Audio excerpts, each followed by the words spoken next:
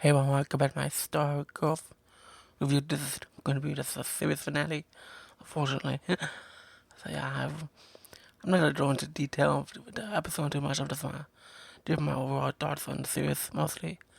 But we'll start off giving some thoughts on the episode itself. Cindy, we didn't really care much about her and her cure, the reason why she was trying to find the lab in the first place.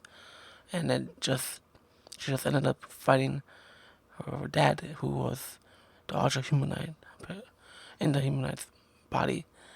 And I did like seeing how the team was able to save Cindy. The fight wasn't it didn't too bad, just and it felt typical. Apparently, whenever you always see that the characters about the hero and villain about to fight, and when they do, it's like they cut to commercial or another scene, and just that part annoyed me, but it's just that happens with every most things out there. After Sylvester buried Patty, was able to escape and deep in the woods, and Connie was worried that he was never to see Patty, and then the JSA was able to fight the ISA, which is Jordan and Isidro and Sylvester. I mean, Jordan, who is Isidro, and the Ultra-Humanite, then and Sylvester. At the same time, Sylvester has Connie's staff, and they're not in this car junkyard, and the fights pretty good. I just said it's really hard to tell who's where everyone was at any particular time, and Beverly Yolanda didn't really do much, and Sophus didn't really want to fight, which made sense, and which didn't really get, which means that Beth didn't really get to do much. And at the same time, I don't know why the show was holding her back. I don't know why they introduced her suit being like able to do combat modes and fight all stuff. We didn't really see her fight anyone else. And one of the things that when it comes to Beth, she would decide not to fight. She decided not to fight the dude Sophus, and yet I don't know why she didn't help Connie or Rich. She just stood there, and Yolanda was in trouble when she was trying to dodge Lily's attacks, and it ended up Lily attacking that paw of the drug guard, which ended up having the car fall on her, and which was really intense, and it showed it would be better if we seen Cameron react to that, so he would see how much damage she caused for herself, and to also know that it wasn't Yolanda's fault that happened to her. And sometimes when the characters fight, happens in most TV shows and stuff, but this is really a Stargirl complaint. But it's fact that other characters don't really help the main character out. They just stand there. They don't jump in or anything like that. They always wanted to see him one-on-one. Connie wanted the JSA to help her out, and they're just standing there at the end. We see when Jordan is talking to Connie, like we can see Yolanda in the background, not just standing. And I don't know why it's like that. Connie was fighting Sylvester and tried to fight for the staff, and she's mad because she doesn't know where Pat is, because she dates that Pat died from Sylvester. Pat showed up with stripes here, and they're able to fight the Sylvester, and Pat was able to. They end up fighting.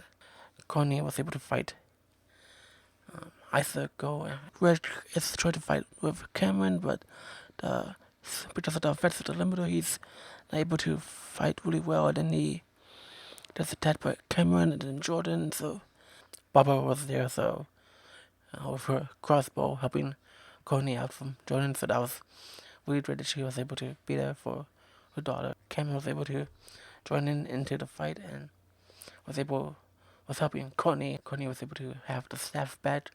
It was wonderful seeing her really use the staff. That was something that she was glad to have. And just I felt like it was a little easy for her.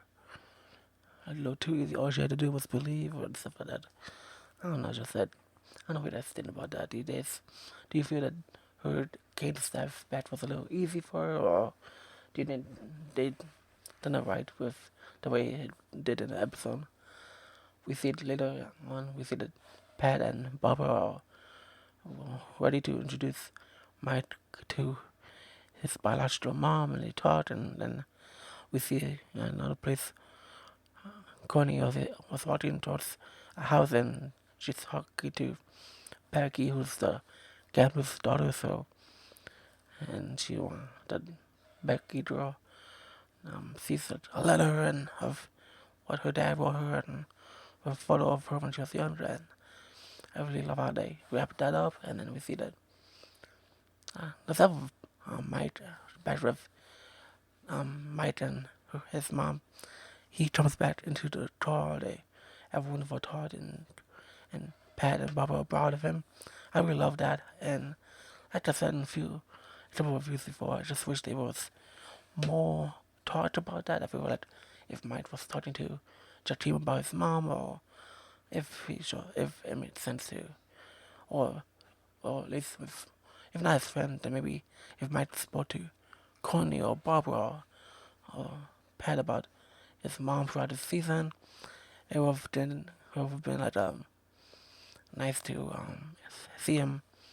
That scene where he's talking to his mom would have been more really done. I just feel that because it's like Pat said, and a few episodes, he just stopped asking about his mom. So if that's how it felt like throughout the season, and then when he brought her up, it's just happened out of nowhere. It's just I'm not saying this. What the saying that scene was bad. The saying that I just felt that we should have done more of how Mike feels about his mom, because it doesn't. It's like we don't know much about how he feels about him being separated from his mom, but just want to point that out there. Not out of nowhere, but eventually when we see that Bev is getting out of her parents and involved with them now, then Yolanda sees Connie and Mike with her parents. She ends up wanting to call her mom on the phone and talked about. She said way to open up to her, and just that was really. I feel like that made sense.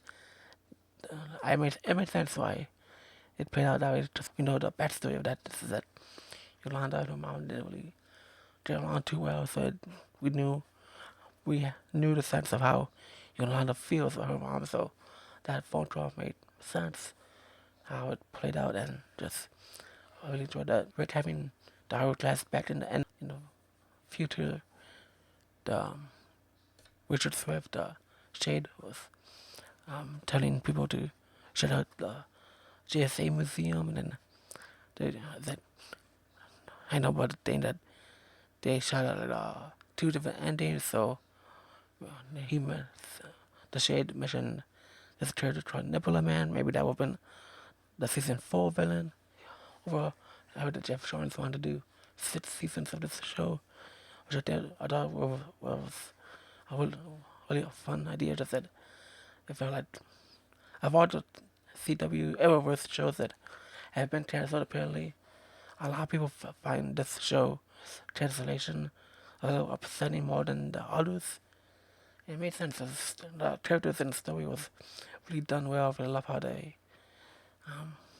cared about this show. Really, the writers of this show cares a lot about these characters, and along the lines of how the story fits in within the characters really well, even though it's not perfect. Just which of course it never will be, but just want to point out that this show truly cares about about their craft and what they're doing with how they written, and they care about the comments apparently about it, the way it appears in the show. It's that they actually put effort into this show, and I really appreciate that as an audience and viewer. So I feel like Bragg Bannister, who plays Stargirl, really did an amazing job in this show.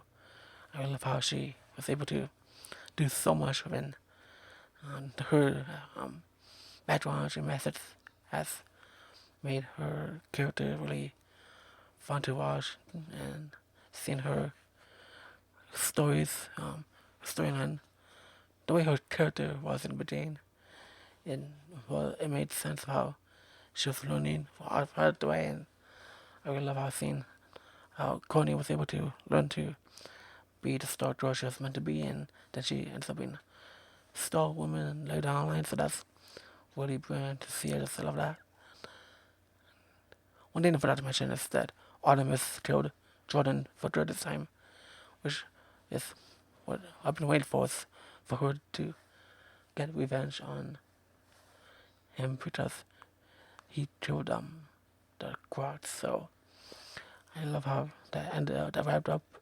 Jay Garrett the Flash was in the ending, possibly a team up. When the season started, I was looking forward to every new episode. I just love how it really was worth watching. Highly recommend this show to anyone who hasn't watched any other DC show or whatever. This is a show where I feel like people will really enjoy in some way. I hope all of you enjoy my Stargirl review. Please listen on Anchor if you are interested in listening to the podcast over there. I'll see all of you guys real soon. And on my second channel, I will review Black Panther Wakanda Forever on the second channel, so please check that out when it's out. Probably out later this week, so stay tuned for that. Alright, have a wonderful day.